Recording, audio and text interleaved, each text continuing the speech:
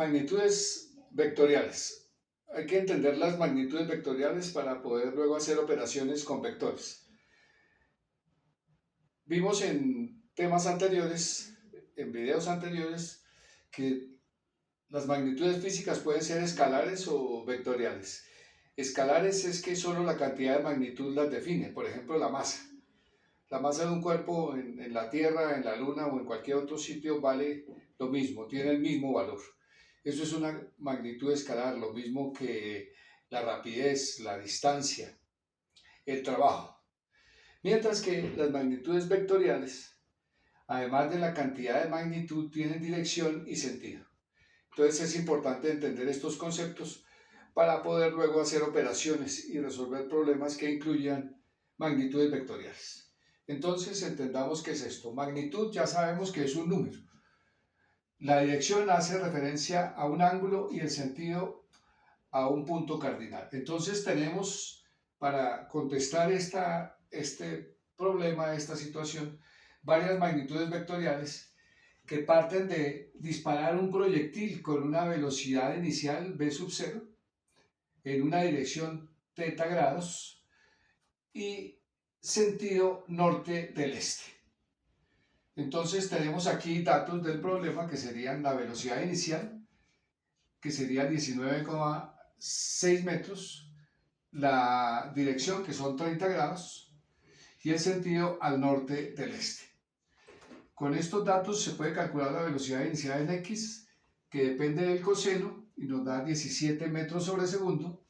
La velocidad inicial en y, que depende del seno, y nos da 9,8 metros sobre segundo.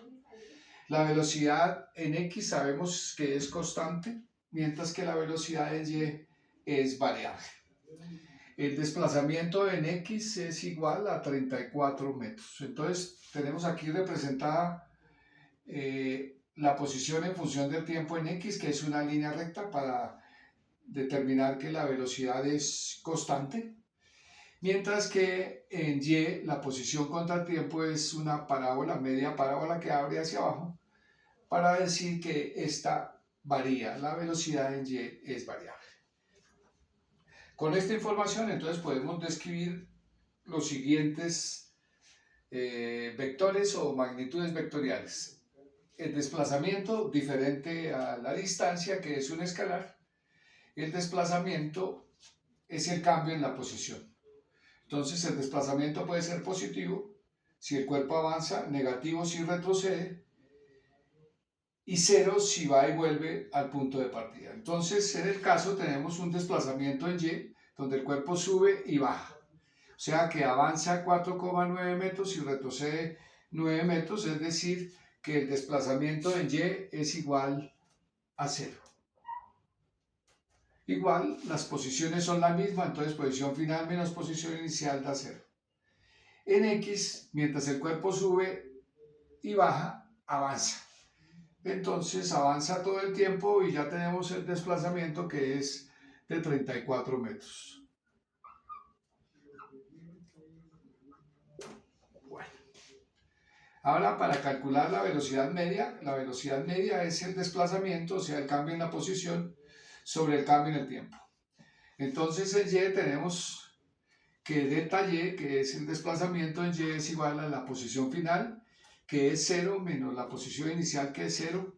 Entonces el desplazamiento en y es igual a 0.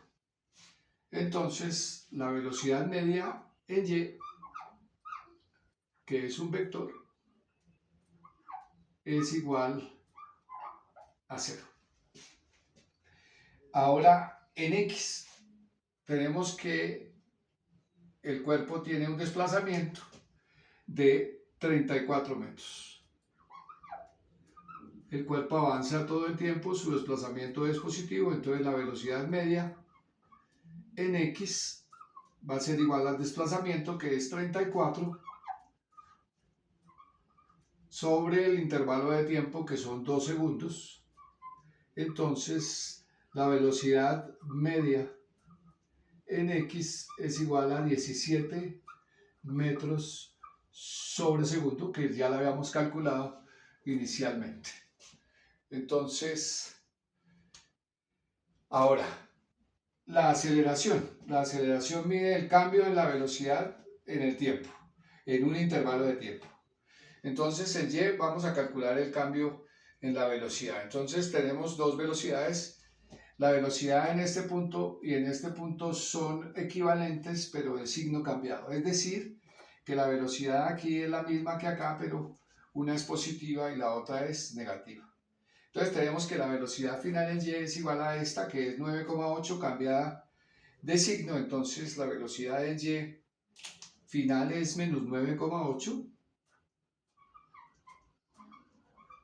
metros sobre segundo, menos la inicial que es 9,8 metros sobre segundo. Entonces el cambio en la velocidad es igual a menos 19,6 metros sobre segundo. Entonces la aceleración media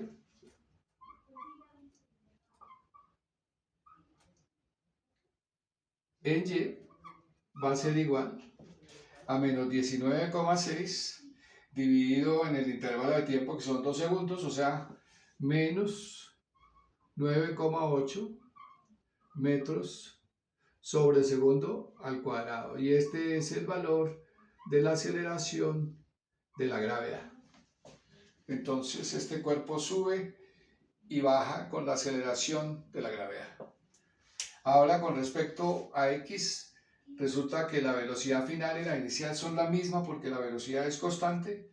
Entonces la velocidad y el cambio en la velocidad es igual a cero. Entonces la aceleración en x es igual a cero. No hay aceleración en la dirección horizontal. Miremos el impulso. Entonces, el impulso es el resultado de aplicar una fuerza sobre un cuerpo un instante de tiempo muy pequeño. La fuerza la tomamos como la masa por la aceleración por el tiempo, entonces vemos que el impulso es equivalente a la masa por la velocidad. Es decir, que el impulso, tanto en X como en Y, produce movimiento. El movimiento va a ser igual a el producto de la masa por la velocidad.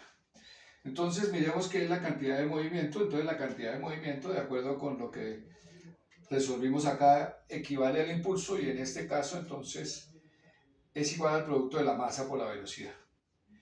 Si B cambia, entonces tenemos un delta P, o sea, un cambio en la cantidad de movimiento que sería igual a la masa por el cambio en la velocidad. Entonces tendríamos dos cantidades de movimiento, uno final y uno inicial. Entonces miremos cuál es el cambio en la velocidad en X y en Y. Entonces ya habíamos dicho que el cambio en la velocidad en X es igual a 0. Entonces, el cambio en P es igual a 0. En Y tenemos entonces que el cambio en la velocidad era de menos 19,6.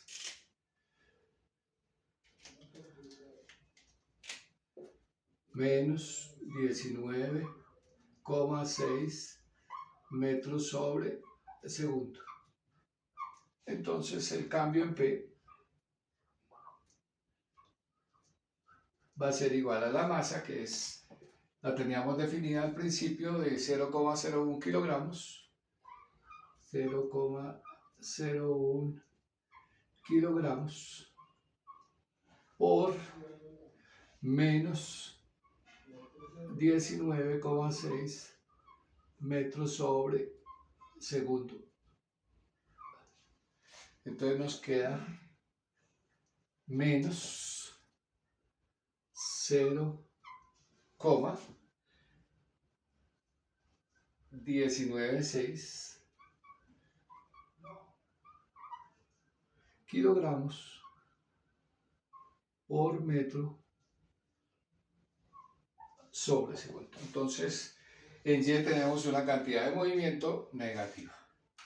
Y finalmente, otra magnitud vectorial que es la fuerza neta. La fuerza neta la podemos medir como el cambio en la cantidad de movimiento sobre el cambio de tiempo, en el intervalo de tiempo. Entonces, como la masa la subimos constante, entonces la fuerza neta va a ser la masa por el cambio en la velocidad sobre el cambio en el tiempo, y el cambio en la velocidad en el tiempo es la aceleración media. Entonces, en X, ¿cómo sería la fuerza neta? Entonces tenemos que en X, tenemos que el cambio en la velocidad en X es igual a cero. ¿Por qué? Porque la velocidad es constante.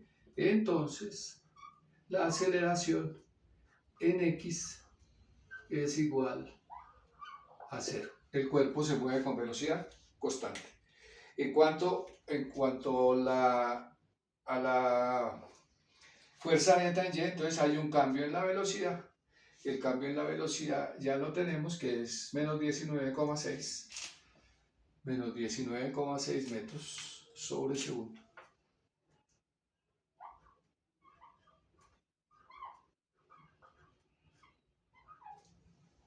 Entonces podemos calcular la fuerza neta, que sería igual a delta P sobre delta T.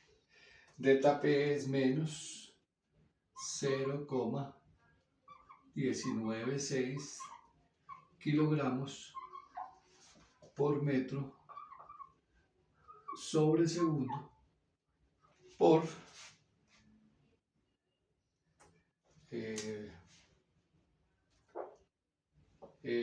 sobre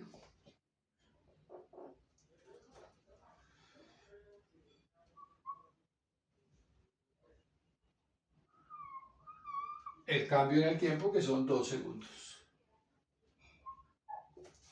Entonces, la fuerza neta es igual a menos 0,098. Estos son kilogramos por metro sobre segundo al cuadrado, o sea, newtons. Entonces vemos aquí cómo algunas magnitudes físicas son vectoriales y las podemos describir en un movimiento parabólico, en el disparo de un proyectil. Entonces, desplazamiento, velocidad, aceleración, impulso, cantidad de movimiento y fuerza neta son magnitudes vectoriales.